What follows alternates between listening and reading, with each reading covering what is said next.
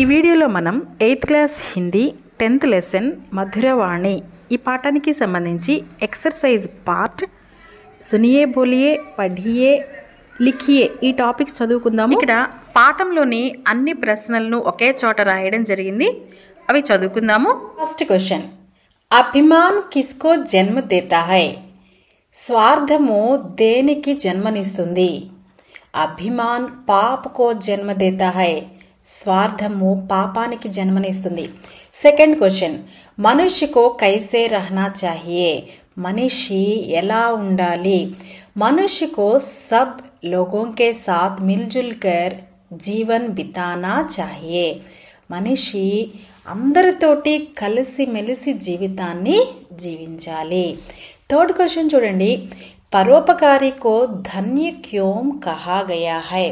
పరోపకారుల్ని అంటే ఇతరులకి సహాయం చేసే వాళ్ళని ఎందుకు ధన్యులు అని అంటారు? పరోపకారికో ధన్య కహా గయా హై. పరోపకారుల్ని ధన్యులు అని అంటారు. ఎందుకంటే క్యోంకి ఎందుకంటే వే హమేషా దూసరోంకి మదద్ కర్తే హై. వాళ్ళు ఎల్లప్పుడూ ఇతరులకు సహాయం చేస్తూ ఉంటారు. ఫోర్త్ క్వశ్చన్ చూడండి, తులసీదాస్ నే నది ఔర్ నావ్ కి తులనా కిస్సే కీ హై? తులసీదాస్ గారు నది మరియు నావ ఈ రెండింటి యొక్క కంపారిజన్ దేనితో చేశారు? ఇక్కడ చూడండి ఆన్సర్, తులసీదాస్ నే నది ఔర్ నావ్ కి తులనా మనుష్య సే కీ హై. ఇక్కడ పైన క్వశ్చన్ గమనించడమా, కిస్సే దేనితో? ఇక్కడ ఆన్సర్ కరెక్ట్గా దాని కింద చూడండి, మనుష్య సే మనిషితో. అంటే ఈ రెండింటి యొక్క తులన అంటే కంపారిజన్ మనిషితో చేశాడు. ఫిఫ్త్ క్వశ్చన్ చూడండి, మెహందీకి విశేషత క్యా హై?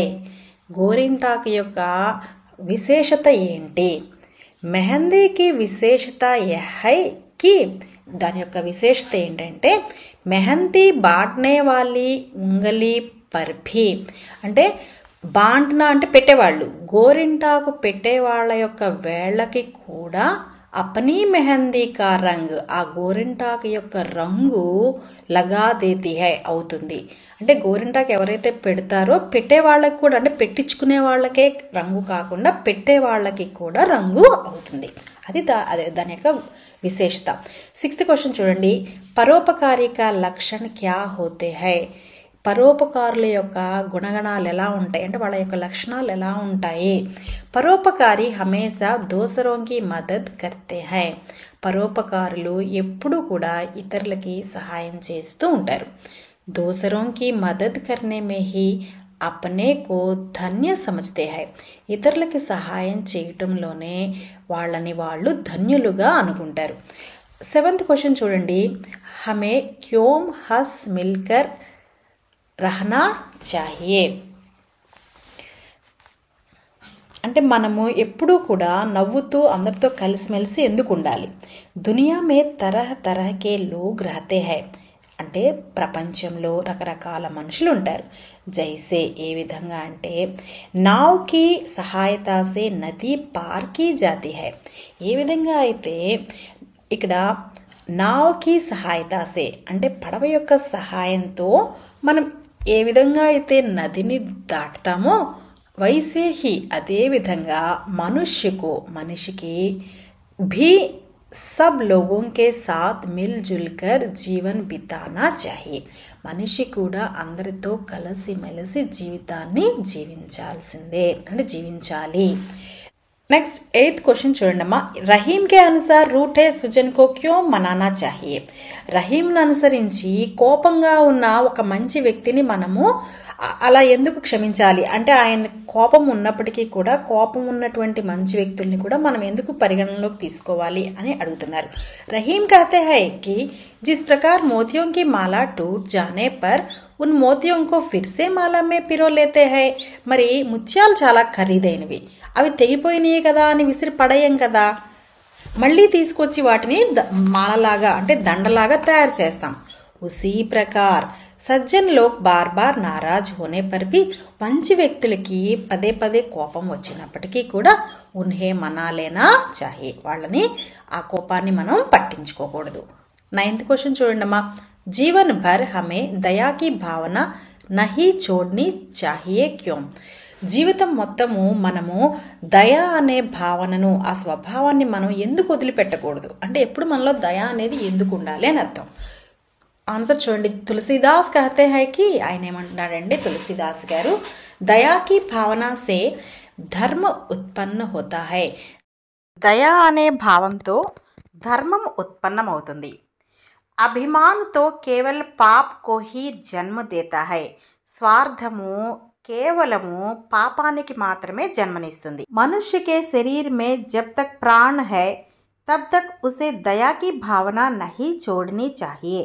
మనిషి శరీరంలో ప్రాణం ఉన్నంత వరకు దయ అనే భావన వదిలిపెట్టకూడదు. నెక్స్ట్ పढ़िए. పాఠ్ కే ఆధార్ పర్ వాక్యోం కో సహీ క్రమ్ దీజియే. పాఠం ఆధారంగా ఇక్కడ ఇచ్చినటువంటి వాక్యాలను ఒక క్రమ పద్ధతిలో నెంబరింగ్ ఇవ్వమని అడుగుతున్నారు. చూడండి ఇక్కడ ఏమేమి సెంటెన్సెస్ ఇచ్చారో. రహిమను ఫిరి ఫిరి పోయియే, రూఠే సుజన్ మనాయియే, టూటే ముక్తాహార్, జో రూఠే సౌబార్. మరి వీటికి పాఠం ఆధారంగా మనం నంబరింగ్ ఇస్తే ఎలా వస్తుందమ్మా? 3, 1, 4, 2. మళ్ళీ ఒకసారి చూడండి. 3, 1, 4, 2. 1 అనేది వాళ్ళే ఎగ్జాంపుల్ కింద ఇచ్చారు. నెక్స్ట్ వాక్య పढ़कर ఉచిత శబ్ద సే ఖాళీ జగహ భరియే. Sentences fill in the blanks ఇచ్చారు. అయితే 2 ఆన్సర్లు వాళ్ళు బ్రాకెట్లో ఇచ్చారు. ఆ రెండిట్లో నుంచి కరెక్ట్ వన్ చూస్ చేసుకొని మనం ఫిల్ ఇన్ ద బ్లాంక్లో రాయాలి. ఫస్ట్ సెంటెన్స్ చూడండి. దయా డాష్ కా మూల్ హై. దయ అనేది దేనికి మూలము? ధర్మ అధర్మ. ఆన్సర్ ఏంటమ్మా? ధర్మ. ధర్మని ఇక్కడ రాయండి. సెకండ్ వన్ రూఠే సుజన్ మనాయియే జో రూఠే డాష్ బార్. దీనికి ఆన్సర్ చూడండమ్మా. 1000 అని ఇచ్చారు, 100 అని ఇచ్చారు. 1000 అంటే 1000, 100 అంటే 100, అంటే 100 సార్లు అనమాట. ఇక్కడ 100 అనేది కరెక్ట్ ఆన్సర్ కాబట్టి 100 అని రాయండి. తర్వాత థర్డ్ వన్ చూడండి. వే రహీమ్ డాష్ ధన్య హై. ఆన్సర్ ఏమి ఇచ్చారు? నర్ వర్. ఈ రెండిట్లో కరెక్ట్ ఆన్సర్ ఏంటమ్మా? నర్. ఫోర్త్ వన్ తులసి ఇస్ డాష్ మే భాంతి భాంతి కే లోగ్. ఆన్సర్లు చూడండి 2 ఇచ్చారు. సంసార్ రాజ్య. ఆన్సర్ ఏంటి మనకి? కరెక్ట్ ఆన్సర్ ఏంటమ్మా ఈ రెండిట్లో? సంసార్. నెక్స్ట్ ఫిఫ్త్ వన్ తులసి డాష్ నా చోడియే. ఉపకార్ దయా. ఆన్సర్ ఏంటమ్మా? దయా. నెక్స్ట్ ఈ పాఠ్ కే ఆధార్ పర్ అధూరే వాక్యం కో పూరా కీజియే. మరి ఇన్కంప్లీట్ సెంటెన్సెస్ ఇచ్చారు. అంటే సగం సెంటెన్స్ వాళ్ళు రాసి కామా పెట్టి మిగిలింది మనల్ని రాయమని అడుగుతున్నారు, కంప్లీట్ చేయమని అడుగుతున్నారు. చూడండి ఫస్ట్ సెంటెన్స్ ఏమొస్తుందో. బాంచన్ వారే కో లాగై జో మెహందీ కో రంగ్. నెక్స్ట్ సెంటెన్స్ తులసి దయా నా చోడియే జబ్ లగ్ ఘట్ మే ప్రాణ్. అంటే ముందు ఖాళీ ఇచ్చారు, తర్వాత వాళ్ళు రాశారు. ఈ విధంగా రాయండి. థర్డ్ వన్ సబ్సే హమ్ మిల్ బోలియే నదీ నావ్ సంజోగ్. ఫోర్త్ వన్ రహిమన్ ఫిరి ఫిరి పోయియే టూటే ముక్తాహార్. ఫిఫ్త్ వన్ తులసి ఇస్ సంసార్ మే భాంతి భాంతి కే లోగ్. नेक्स्ट पेज तिप्पंडम्मा. पद्यांश पढ़कर विकल्पों से प्रश्नों के सही उत्तर चुनकर कोष्टक में लिखिए. క్రింద ఒక చిన్న కవిత ఇచ్చారు, దాన్ని చదివి క్రింద ఇచ్చినటువంటి ప్రశ్నలకు సమాధానం రాయమని అడుగుతున్నారు. ఇక్కడ ఒక పిక్చర్ కూడా ఇచ్చారు. ఆ పిక్చర్ బాగా గమనించండి అమ్మా. పిల్లలు చిన్న చిన్న మొక్కలు నాటుతూ ఉన్నారు. మరి దానికి సంబంధించిందే ఇక్కడ ఆ పాట ఉండుంటుంది. చూద్దాము. छोटे छोटे हाथ हमारे చిన్న చిన్న చేతులు మావి గడ్డే खूब बनाएंगे గుంటలు బాగా తీస్తాము. इन गड्ढों में अच्छे सुंदर पौधे खूब लगाएंगे. మరి ఈ గుంటల్లో చిన్న చిన్న మొక్కలు అందమైన మొక్కలు నాటుతాము. घर आंगन को साफ रखेंगे గలియా సాఫ్ बनाएंगे. ఇళ్ళు మరియు పరిసర ప్రాంతాలన్నీ శుభ్రంగా ఉంచుతాము. వీధులన్నీ కూడా శుభ్రంగా ఉంచుతాము.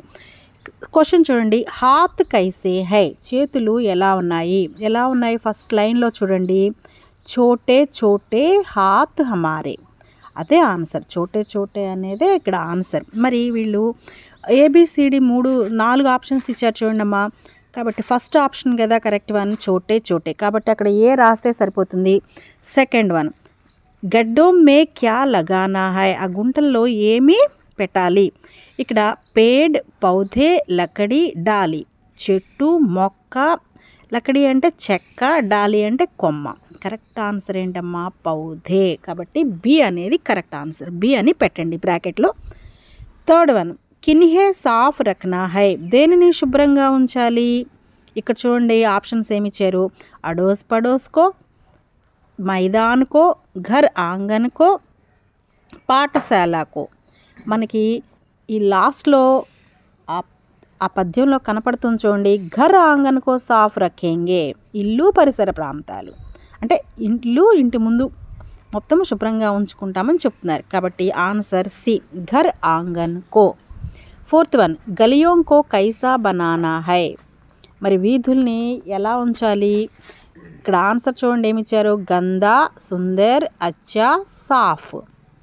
మనకి పైన లాస్ట్ లైన్ చూడండి కవితలో, గలియా సాఫ్ బనాయేంగే. కాబట్టి ఆన్సర్ సాఫ్ అంటే డి అనేది ఆన్సర్. ఫిఫ్త్ వన్, సుందర్ శబ్ద కా సమానార్థి శబ్ద క్యా హై, సుందర్ అనే పదానికి అదే అర్థం వచ్చే వేరే పదం ఏముంటుంది అని అడుగుతున్నారు. 4 ఆప్షన్స్ చూడండి ఏమి ఇచ్చారు ఇక్కడ. గంధ, ఆకర్షక్, కురూప్, ప్రియ. గంధ అంటే మురికి, ఆకర్షక్ అంటే ఆకర్షణీయమైన, కురూప్ అంటే కురూపం, ప్రియ. కాబట్టి ఆన్సర్ ఆకర్షక్ అవుతుంది. నెక్స్ట్ ఊ చూడండి అమ్మ కింద, పద్యాంశ పడ్కర్ 3 ప్రశ్న బనాయే. ఇక్కడ ఒక పద్యాంశం ఇచ్చారు, దాని నుంచి మిమ్మల్ని క్వశ్చన్స్ తయారు చేయమని అడుగుతున్నారు. అయితే ఎగ్జాంపుల్ కింద ఒక క్వశ్చన్ కూడా వాళ్ళే ఇచ్చారు. మరి ఈ పద్యానికి సంబంధించి పక్కన ఒక పిక్చర్ కూడా ఇచ్చారు చూడండమ్మా. ఆకాశము, ఆకాశంలో చందమామ ఉన్నాడు, కింద నది సెలయేరు పారుతున్నట్లుగా పర్వతాలు, కొండలు కనపడుతూ ఉన్నాయి. చూద్దాం ఈ కవితలో ఏముందో. నబ్సే నిర్మలతాలు అంటే ఆకాశం నుంచి నిర్మలత్వాన్ని నేను తీసుకుంటాను. శశిసే శీతలతాలు అంటే చందమామ నుంచి చల్లదనాన్ని తీసుకుంటాను. ధరతీసే సహనశక్తి, భూమి నుంచి సహనశక్తిని తీసుకుంటాను. పర్వతసే దృఢతాలు, పర్వతాల నుంచి దృఢత్వాన్ని, గట్టితనాన్ని తీసుకుంటాను. మేరీ అభిలాష హై అంటే అంటే ప్రకృతిలో మనకి ఉన్నటువంటి ఒక్కొక్క వస్తువు నుంచి ఒక్కొక్కటి నేను నేర్చుకుంటానని చెప్తున్నారనమాట. మరి ఎగ్జాంపుల్ కింద వాళ్ళు ఇచ్చిన క్వశ్చన్ చూద్దాము. కవి నభ్సే క్యా లేనా చాహతా హై, కవి ఆకాశం నుంచి ఏమి తీసుకోవాలని అనుకుంటున్నాడు. మనకి ఫస్ట్ లైన్లో చూడండి, నభ్సే నిర్మలతాలు అంటే ఆకాశం నుంచి నిర్మలత తీసుకుంటానని చెప్తున్నాడు. అంటే దీన్ని బేస్ చేసుకొని ఇక్కడ క్వశ్చన్ ఒకటి తయారు చేశారు. కవి నభ్సే, కవి ఆకాశం నుండి, క్యా అంటే ఏమి తీసుకోవాలనుకుంటున్నాడు. కాబట్టి నిర్మలత అనే ఆన్సర్ వచ్చే విధంగా ఇక్కడ క్వశ్చన్ తయారు చేశారు. మరి మనం కూడా తయారు చేద్దాము. కవి ధరతీసే క్యా లేనా చాహతా హై అంటే భూమి నుంచి ఏమి తీసుకోవాలనుకుంటున్నాడు. ఇక్కడ ఆన్సర్ సహనశక్తి, అంటే సహనశక్తి అనే ఆన్సర్ వచ్చే విధంగా మనం క్వశ్చన్ తయారు చేసాం. కవి ధరతీసే క్యా లేనా చాహతా హై, క్యా అంటే ఇక్కడ ఆన్సర్ ఏమిటి, సహనశక్తి. నెక్స్ట్ క్వశ్చన్, శశిసే క్యా మిల్తా హై మరి చందమామ నుంచి ఏమి లభిస్తుంది. ఇక్కడ ఆన్సర్ సెకండ్ లైన్ చూడండి, శశిసే శీతలతాలు, శీతలత అనే దానికి సంబంధించిన క్వశ్చన్ మనం ఇక్కడ రాసాం. నెక్స్ట్ దృఢత కహాసే మిల్తా హై అంటే స్ట్రాంగ్నెస్ అనేది ఎక్కడ నుంచి లభిస్తుంది. ఇక్కడ చూడండి, పర్వతసే దృఢతాలు అంటే పర్వతాల నుంచి, పర్వతసే అనే ఆన్సర్ వచ్చే విధంగా మనం క్వశ్చన్ తయారు చేసాము.